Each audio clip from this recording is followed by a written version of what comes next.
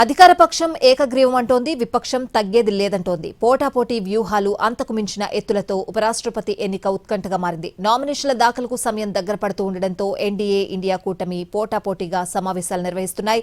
గంటల తరబడి చర్చలతో హీటెక్కిస్తున్నాయి. NDA ఏకగ్రీవంపైనే focus పెట్టింది. ఇప్పటికే కేంద్ర మంత్రి రాజ్నాథ్ సింగ్ ఏఐసీసీ చీఫ్ ఖర్గేతో చర్చించారు. ఏకగ్రీవానికి సహకరించాలని విజ్ఞప్తి చేశారు. బీజేడీ అధినేత ఒడిశా మాజీ సీఎం నవీన్ పట్నాయక్, డీఎంకే అధ్యక్షుడు తమిళనాడు సీఎం స్టాలిన్తో ఫోన్లో మాట్లాడారు రాజ్నాథ్ సింగ్. ఏపీ ప్రతిపక్ష నేత వైఎస్ జగన్ కూడా ఫోన్ చేసి మాట్లాడారు. వైసీపీకి రాజ్యసభలో 7, లోక్సభలో 4 సభ్యులు ఉన్నారు. బీజేపీ ప్రతిపాదనపై పార్టీ నేతలతో చర్చించి నిర్ణయం తీసుకుంటానని రాజ్నాథ్తో చెప్పారు వైఎస్ జగన్. ఇండియా కూటమి మాత్రం పోటీ చేయాలనే ఆలోచనలో ఉంది. 2022 ఎన్నికల్లో అనుసరించిన వ్యూహాన్నే ఇప్పుడు కూడా అమలు చేయాలని భావిస్తోంది.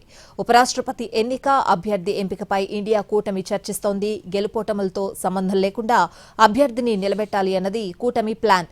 దీని ద్వారా ఎన్డీఏ ఆధిపత్యానికి చెక్ పెట్టడంతో పాటు విపక్షం ఐక్యంగా ఉందనే సంకేతాన్ని పంపాలనుకుంటోంది.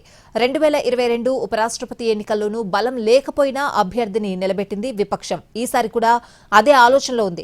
ఎన్డీఏకు పోటీగా తమిళనాడు నుంచి అభ్యర్థిని దించాలని అనుకుంటోంది.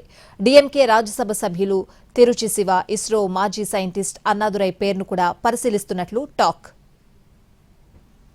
ఇటు నామినేషన్ల గడువుకు సమయం దగ్గర పడుతోంది. ఈ నెల 21తో నామినేషన్లు ముగియనున్నాయి. ఈ నెల 25 వరకు విత్ డ్రాకు అవకాశం ఉంది. సెప్టెంబర్ 9న పోలింగ్ నిర్వహిస్తారు.